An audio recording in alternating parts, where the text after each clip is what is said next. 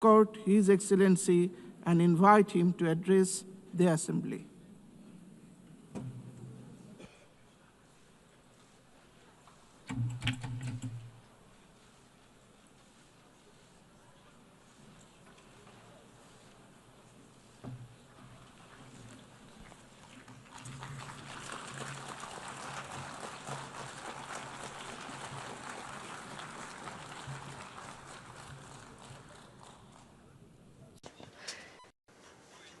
Mr. President, colleagues, ladies and gentlemen, this year marks the 80th anniversary of the victory of the World Anti-Fascist War. It is also the 80th anniversary of the founding of the United Nations. 80 years ago, fascism was defeated in fearless battles by countless heroic men and women around the world.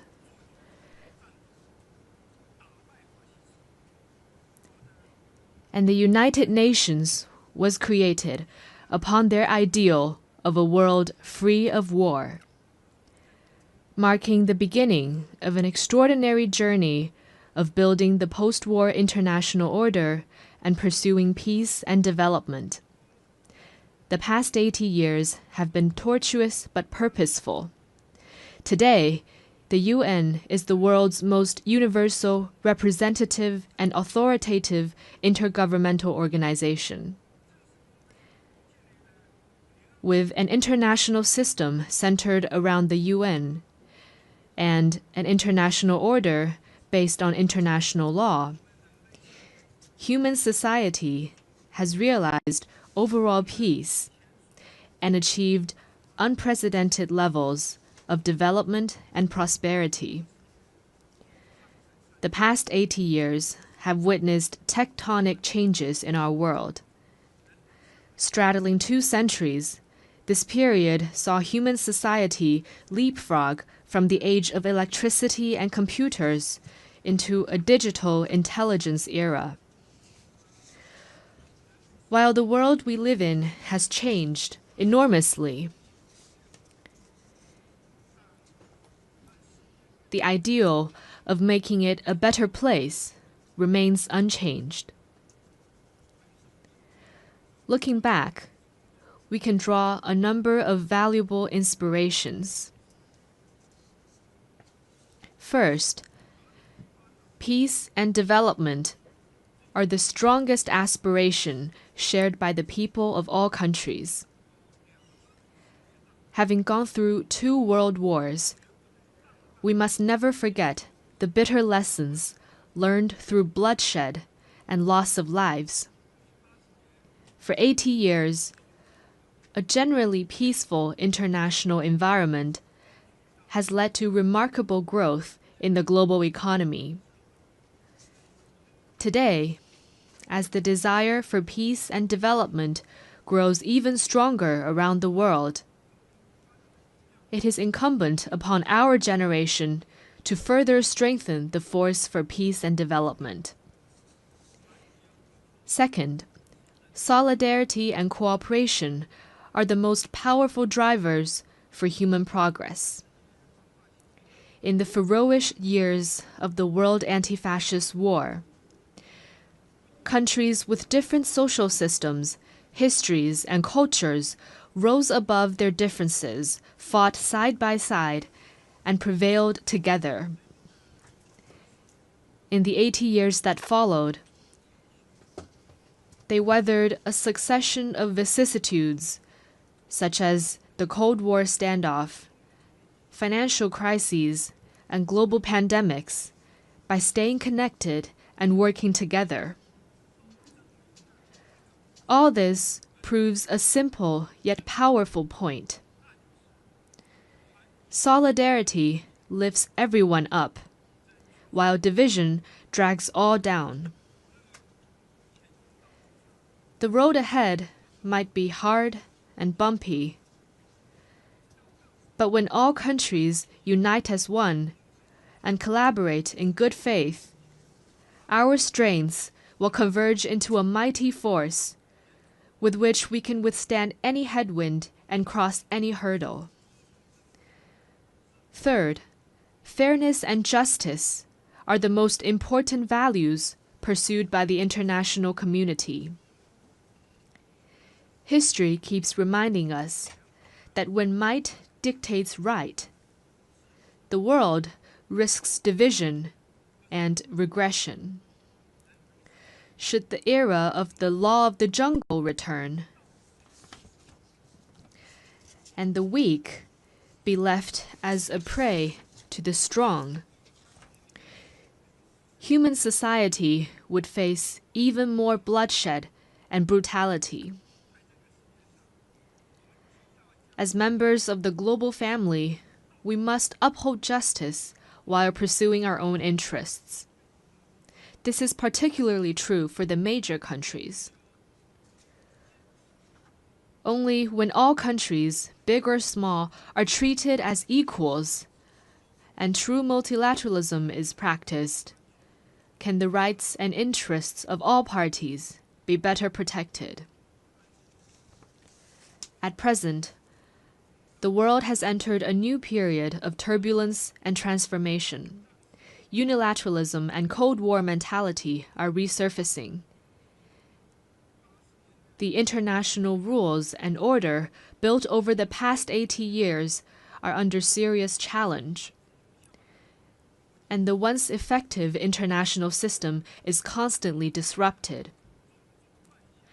The various problems induced are distressing and worrying. Humanity has once again come to a crossroads.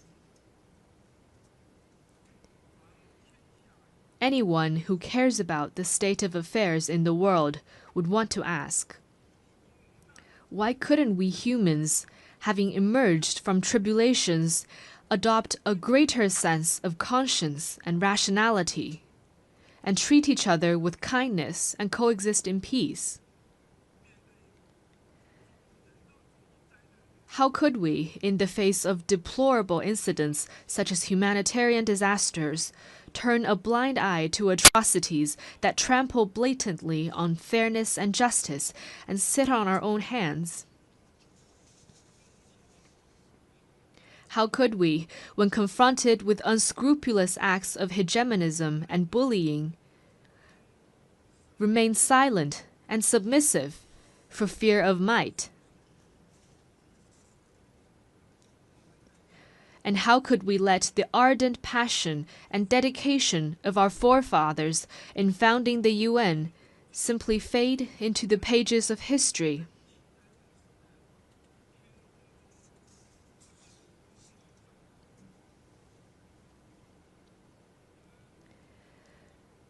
We Chinese people often say, "Never forget why you started, and you can accomplish your mission." Arriving at the UN headquarters this time, I saw over 190 national flags lined up in front of the building and fluttering in the breeze. I saw the sculptures, "Let us beat swords into plowshares," and "Nonviolence," with their time-tested message ever so loud.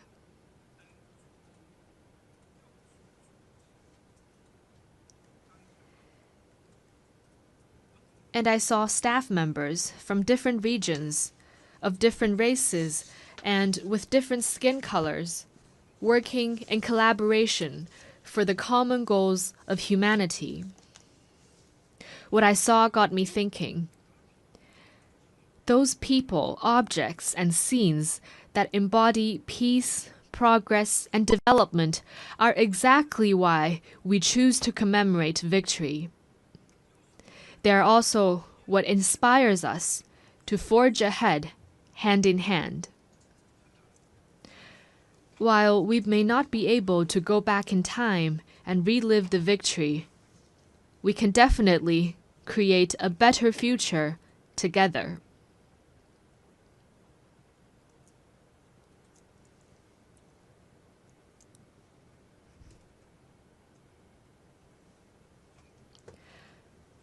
As a founding member of the UN, China has all along taken an active part in global affairs and worked for the betterment of humanity. Over the years, President Xi Jinping has put forward the vision of building a community with a shared future for humanity, the Global Development Initiative, the Global Security Initiative, the Global Civilization Initiative, and the Global Governance Initiative, sharing China's wisdom and solution for navigating global transformations and overcoming pressing challenges. In particular, the Global Governance Initiative, proposed at the Shanghai Cooperation Organization Tianjin Summit at the beginning of this month, underscores the principles of adhering to sovereign equality, abiding by international rule of law, practicing multilateralism, advocating the people-centered approach, and focusing on taking real actions. It points the right direction and provides an important pathway for building a more just and equitable global governance system.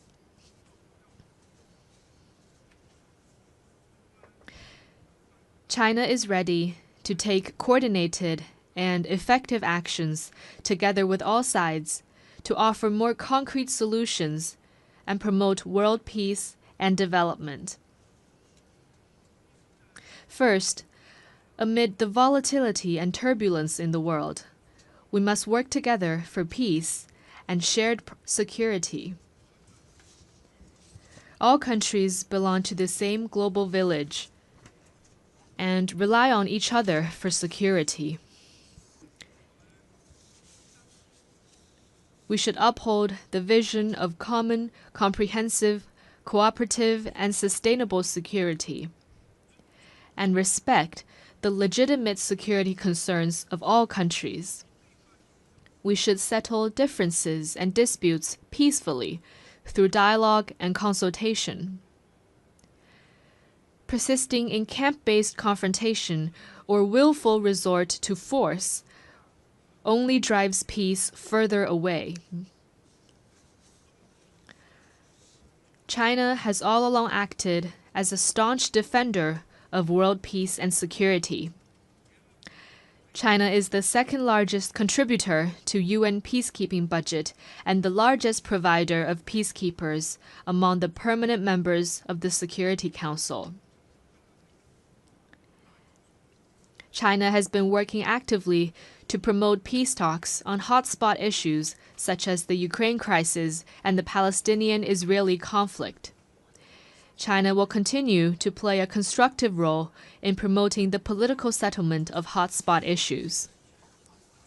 Second, amid sluggish global growth, we must reinvigorate cooperation and pursue win-win results. A major cause of the current global economic doldrums is the rise in unilateral and protectionist measures, such as tariff hikes and erection of walls and barriers. We should collaborate more closely to identify and expand convergence of interests, promote universally beneficial and inclusive economic globalization, and help each other succeed by moving forward in the same direction. China has always been a key driver of global common development. Over the years, the Chinese economy has maintained steady development, contributing around 30% to global economic growth. China has consistently opened its door wider to the world. It has lowered its overall tariff level to 7.3%. and remained the world's second-largest importer for 16 consecutive years. China has also advanced high-quality Belt and Road cooperation with over 150 countries. Currently, China is taking solid steps to promote high-quality development at home, with a focus on expanding domestic demand. China has the confidence and capability to keep its economy on an upward trajectory and continue to provide important support for global economic growth. Third, amid dynamic interactions among civilizations, we must champion dialogue and mutual enlightenment. Every civilization has its unique value and heritage, and deserves acknowledgement and respect. Obsession with so-called civilizational superiority or ideology-based circles only breeds more division and confrontation. Adopting an inclusive attitude and engaging in exchange and mutual learning is a sure way to build more consensus and collective strength. China has all along engaged in active civilizational exchange and mutual learning. Over the next 5 years, China will carry out 50 development cooperation programs in the field of culture and civilization for fellow developing countries, and host 200 thematic training and seminar programs, contributing its part to inter-civilizational dialogue and the progress of civilizations. Fourth, amid emerging challenges, we must respond with concrete efforts and protect our shared home. Climate change is a major challenge confronting all of us. We should uphold the principle of common but differentiated responsibilities, promote the effective implementation of the Paris Agreement, and enhance international collaboration on the green economy. In recent years, technologies such as artificial intelligence, network communications, and biomanufacturing have advanced rapidly. Along with the benefits, they also bring potential risks. We should adhere to the principles of people-centered development, technology for good, and equitable benefits, improve relevant governance rules at a faster pace, and strengthen global governance cooperation, so that technological progress could bring real benefits to humanity in a better way.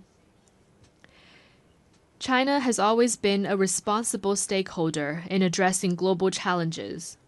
Committed to green and low-carbon development, China has established the world's largest and fastest-growing renewable energy system, built the most extensive and complete new energy industrial chain, and announced China's 2035 nationally determined contributions that cover all economic sectors and all greenhouse gases. China has proposed the Global AI Governance Initiative and advocated the establishment of a World AI Cooperation Organization. This time during the 80th session, China will present to the UN the lunar soil samples collected by Chang'e 6 from the far side of the moon.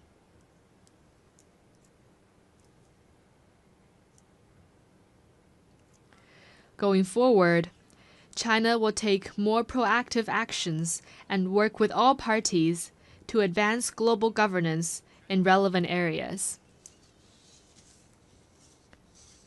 Colleagues, China stands ready to work with all members to uphold the standing and authority of the UN, safeguard the purposes and principles of the UN Charter, support UN reforms to improve its efficiency and capacity to fulfill its mandate, and advocate greater representation and voice of developing countries. China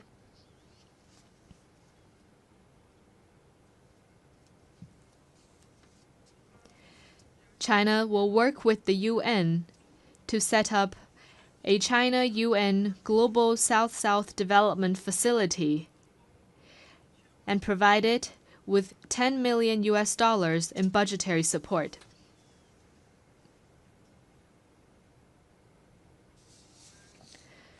China will also partner with the United Nations Development Program to establish a global center for sustainable development in Shanghai to accelerate the implementation of the UN 2030 Agenda for Sustainable Development. The tide of history surges forward, and the Great Way remains smooth and steadfast. Going forward, China will continue doing its best to contribute to global peace and development. China hopes to work with the rest of the world to uphold the ideals of the UN, carry forward the spirit of multilateralism, actively implement the 4 major global initiatives, advance toward the lofty goal of building a community with a shared future for humanity, and make our world a more harmonious and beautiful place. Thank you.